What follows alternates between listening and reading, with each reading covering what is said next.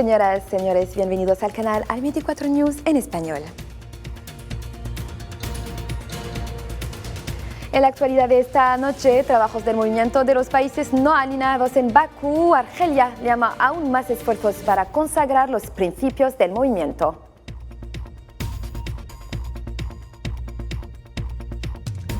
No habrá comunicado conjunto del G20 por razones de divergencias sobre el conflicto ruso-ucraniano.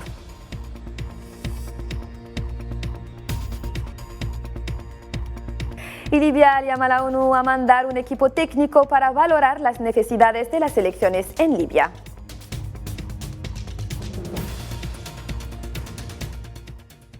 Hola de nuevo. El presidente de la República, Abdelmejid Tebboune, ha mandado un mensaje de felicidades a Asiwaju Bola Ahmed Tinubu, nuevo hombre fuerte de Nigeria, tras su investidura como presidente de dicha República Federal. En esta ocasión, el presidente argelino ha expresado la plena disponibilidad de Argelia a obrar por la consolidación de las relaciones históricas entre Argelia y Nigeria.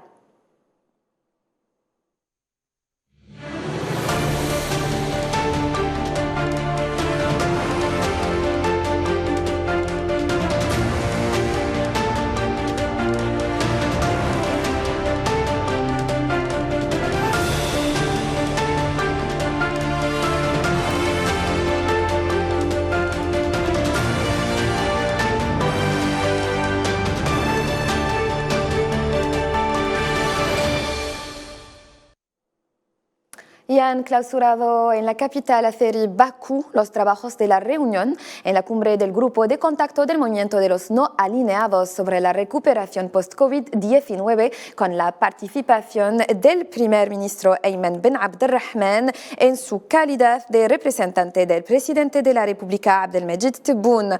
Los participantes abordaron el relanzamiento mundial post-COVID-19, al igual que las vías y medios de erradicar sus repercusiones, además de intercambiar sobre las futuras actividades del movimiento.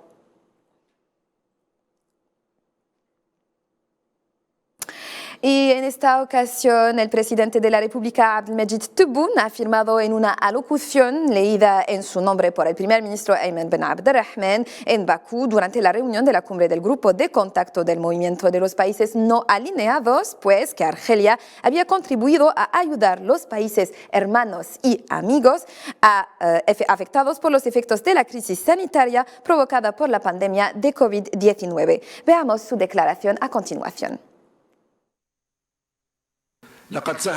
Argelia no ha dejado de ayudar a los países hermanos y amigos afectados por los efectos de la crisis sanitaria provocada por la pandemia de COVID-19 y de abogar a escala internacional y desde el comienzo de la crisis sanitaria por la consagración del principio de igualdad de acceso de los países a las vacunas, en particular en beneficio de los países en desarrollo, independientemente de su nivel de desarrollo económico y tecnológico, para que puedan disfrutar de su derecho a una atención de la salud adecuada e indispensable y alcanzar los objetivos de desarrollo sostenible. El presidente de la República ha llamado en la misma ocasión a desbloquear el embargo financiero impuesto a los países en vía de desarrollo. Además de su contribución financiera que ha brindado Argelia al Fondo de las Naciones Unidas para la respuesta a la COVID-19, mi país ha pedido a las instituciones financieras internacionales que aflojen el yugo sobre los países en desarrollo, adoptando una serie de iniciativas que prevén, entre otras cosas, su desapalancamiento y el acompañamiento de sus políticas nacionales post-COVID-19. Desde sus inicios, los esfuerzos del movimiento de los países no alineados han sido un factor clave en el proceso de descolonización que posteriormente ha conducido al logro de la libertad y la independencia de muchas naciones y pueblos y al establecimiento de nuevos estados soberanos. Pero, ¿qué papel está desempeñando el movimiento de los no alineados en la coyuntura actual? Respuesta en este comentario de Belkacem Feidaishawi. El movimiento de los países no alineados conoció sus momentos de gloria en la época de los dos superbloques soviético y americano. La conferencia de Bandung de 1955 permitió dar voz a las naciones aún colonizadas, mientras que la de 1973, celebrada en Argel, consagró el derecho al país del sur al desarrollo. En este contexto histórico renovado y con la participación de 120 estados de todos los continentes, Argelia ha llamado hoy en la cumbre del Grupo de Contacto de los Países No Alineados, celebrada este año en Bakú, Azerbaiyán, que se redoblarán los esfuerzos colectivos en un contexto mundial difícil. Desde esta tribuna llamo a todos los países miembros a la necesidad de renovar su compromiso con el movimiento y redoblar sus esfuerzos para revitalizar su papel en el reequilibrio de las relaciones internacionales marcadas por nuevos desafíos y apuestas.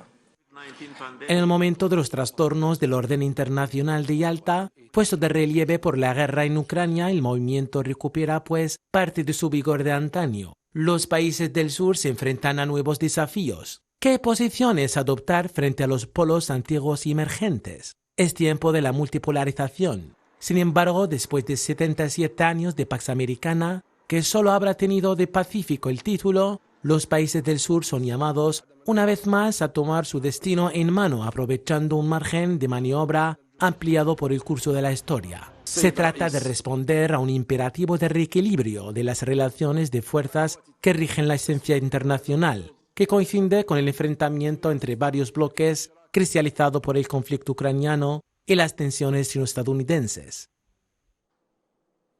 Y siempre en Bakú, el presidente de la República de Azerbaiyán, Ilham Aliyev, ha recibido al primer ministro Ayman Ben Abdelrahman, al margen de su participación en su calidad de representante del presidente de la República, Abdelmejid Tebboune, en los trabajos de la reunión en la cumbre del Grupo de Contacto del Movimiento de los No Alineados.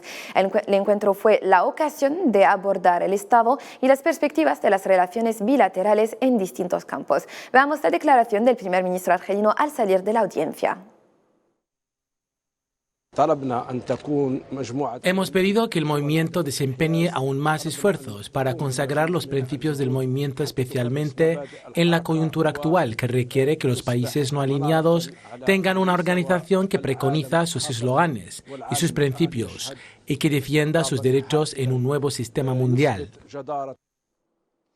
Y al margen de su participación en los trabajos de la reunión, el primer ministro argelino Ayman Ben Abdelrahman se entrevistó con varios responsables en la capital azerí Bakú. Así, Ayman Ben Abdelrahman se entrevistó con el vicepresidente cubano Salvador Valdés Mesa, con quien saludó la profundidad de las relaciones históricas entre Argelia y Cuba. Paralelamente a ello, el primer ministro argelino ha recibido al director general de la Agencia Internacional de la Energía, Rafael Mariano Grossi, con quien abordó la cooperación de Argelia con la agencia en materia de uso pacífico de la energía atómica.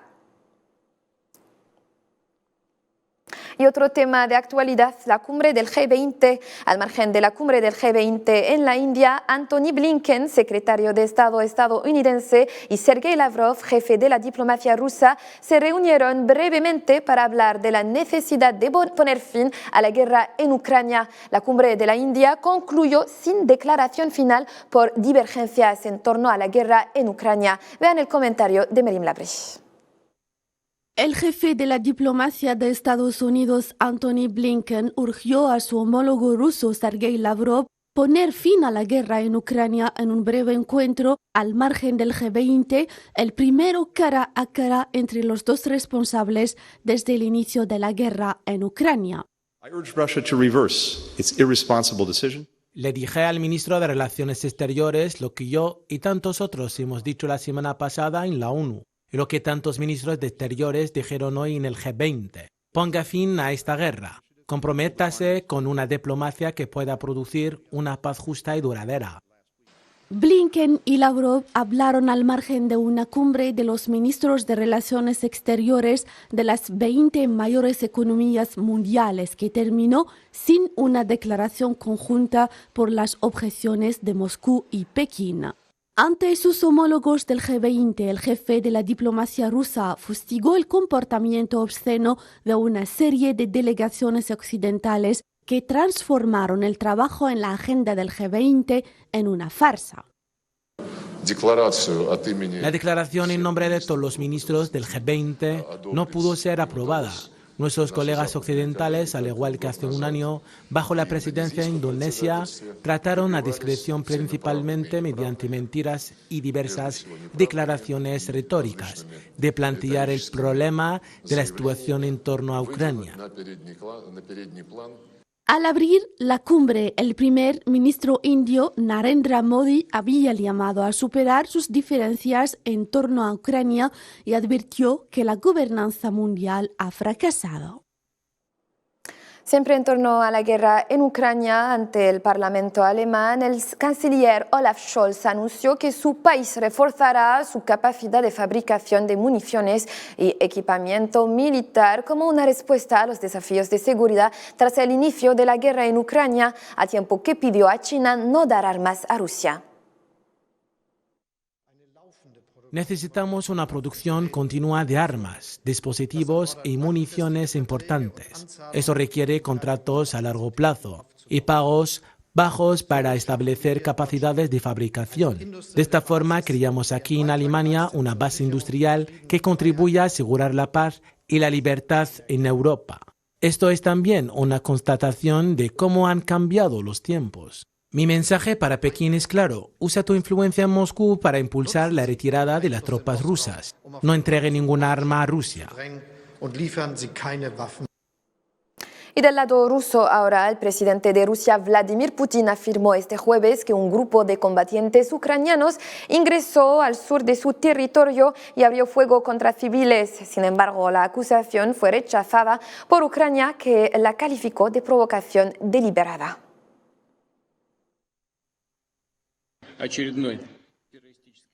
Esto es violencia, son verdaderos crímenes cometidos por los neonazis. Esos amos, estoy seguro de que el crimen de hoy no será recordado por sus amos. Nadie se dará cuenta, pero lo repetiré otra vez. No tendrán éxito en nada. Los atraparemos. Y continuamos hablándoles de la guerra en Ucrania. Continúan los combates entre fuerzas rusas y ucranianas alrededor de la estratégica ciudad de Bakhmut, al este del país. Los rusos llevan tiempo dominando la batalla en este territorio frente a los soldados ucranianos que afirman seguir resistiendo los constantes ataques de las fuerzas rusas. Tratándose de la contienda libia ahora, el jefe del gobierno libio de Unidad Nacional, Abdulhamid Dbeiba, ha pedido a las Naciones Unidas un equipo técnico de cara a valorar las necesidades relativas a las elecciones tan esperadas en Libia en una carta dirigida al secretario general de la ONU, Antonio Guterres. Abdulhamid Dbeiba ha subrayado la voluntad de su gobierno de organizar elecciones legislativas y presidenciales para que el pueblo libio pueda elegir libremente a sus dirigentes y representantes y poner fin así a las divisiones políticas. Los trabajos de la 8ª Conferencia Internacional bajo el lema Nuestro Océano se han dado por iniciados hoy en Panamá con la participación de expertos y ministros de todo el mundo. Unos 600 delegados de gobiernos, empresas y ONGs debatirán durante 2 días el marco que se dará a la economía azul, o sea, el equivalente oceánico de economía verde, para el uso sostenible y la protección de los mares y océanos. Y para concluir ahora, el Ministerio de Turismo y Antigüedades de Egipto anunció el hallazgo en la fachada norte de la Gran Pirámide de Keops de un túnel hasta ahora desconocido. El túnel tiene una longitud de 9 metros y una anchura de 2,10 metros. Ha sido descubierto por el proyecto de exploración Scan Pyramids, en el que cooperan universidades y expertos internacionales. Hoy la tecnología ha revelado por primera vez importantes secretos. El descubrimiento de un túnel de 9 metros y 2 metros y 10 centímetros de ancho, que se encuentra detrás de la entrada principal de la Gran Pirámide. Y este descubrimiento revelará muchos datos importantes sobre el faraón de la 4ª dinastía, Jufu, y su pirámide.